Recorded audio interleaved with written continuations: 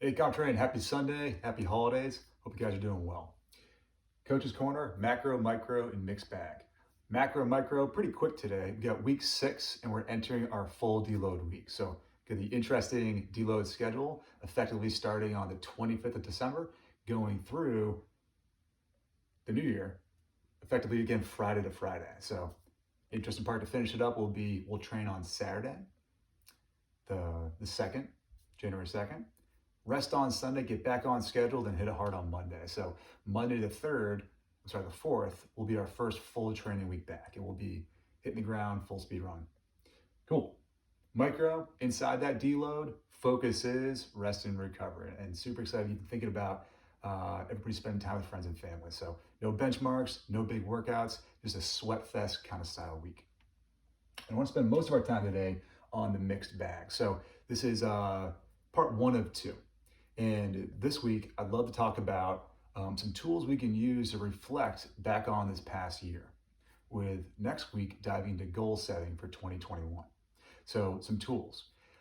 Looking back at 2020, and I think the first place to start is an awareness piece. And this is specific to who we are, you and I, and our own mindset inside life. We are hungry, we're ambitious, we're very driven. And that's a weapon. A weapon that can also be used against us if we don't leverage it properly. And it's actually very common for high level achievers. So, what I mean by that is it's a double edged sword.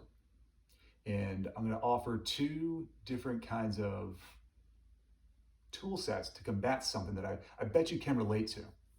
And this statement is something that I bet has approached you at certain times in your life, if not today, right now. And the statement is, I'll be happy when, or I'll celebrate myself when. And the issue with that is, as you guys know, the finish line always moves. And it's not too uncommon to hit a PR snatch, and before that bar hits the ground, you're already thinking about 5 pounds more. So if the finish line always moves, we can't say things like, I'll celebrate when I get that next job, that next promotion, that next lift, that next PR, that next thing, because we will always one-up ourselves. And awareness on that is the place to start. But the deeper one beyond that is something that is kind of going back to our own mindset of being hungry, a challenge for us. And it's, I don't want to feel happy. I don't want to feel success. I don't want to feel like I made it, because I'll be satisfied. And if I'm satisfied, I'll take my foot off the gas. I won't be as ambitious. I won't be driven. I'll lose my edge, my step. So if I do that, I'm not going to get better next year. I gotta hardwire myself with all this pain on just my weaknesses. Just focus on that, less I won't get there. And the interesting fact about it, which I'll dive into in a moment, is there's no correlation between all pain all the time, only focused on weaknesses, and success.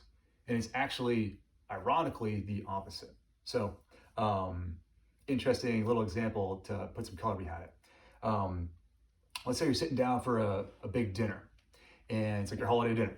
And if you're a steak eater like myself, it's a giant ribeye steak, and you've been just chomping at the bit all day for it, and you're so hungry, you're so excited. And if you're not a steak eater, it's your favorite meal, and you're just starving. You can't wait. Sit down, cut off that first bite, take that first bite. That first bite, think about it, like, what do you feel in that moment? It's like pure bliss. It's really freaking good.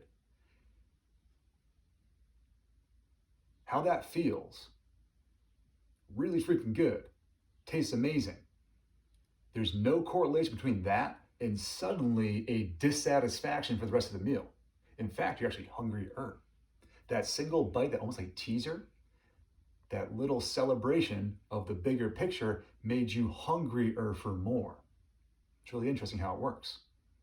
Now, if we cheat ourselves of that first bite, cheat ourselves that little taste of that bigger picture, what happens there? Let's say I'm chomping at the bit for that ribeye steak, and I never have a bite. A day goes by, still craving it. A week goes by, still kind of craving it, a little bit less. A year goes by, I'm probably losing my taste for it. I don't even think about it anymore. And I know you guys have felt that before with like giving up something like cookies. You just no longer crave it anymore.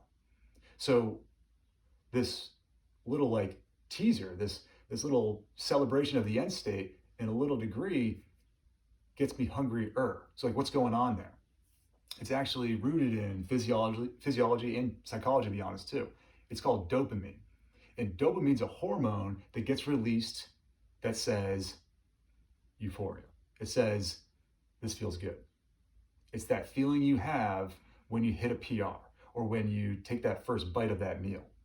And the interesting thing about dopamine is it is wildly addicting, incredibly addicting. And we actually, not to go too dark on you guys, this is why drug addicts are drug addicts. They chase the high. Now, this is where the high level achievers stall out. They deprive themselves of that dopamine hit. They don't pause to celebrate the victories. They don't take the step back to look back at how far they've came. And they're just chasing the weaknesses. Go back to that thought of like not having the meal for years. You lose your taste for it. This is where burnout comes from.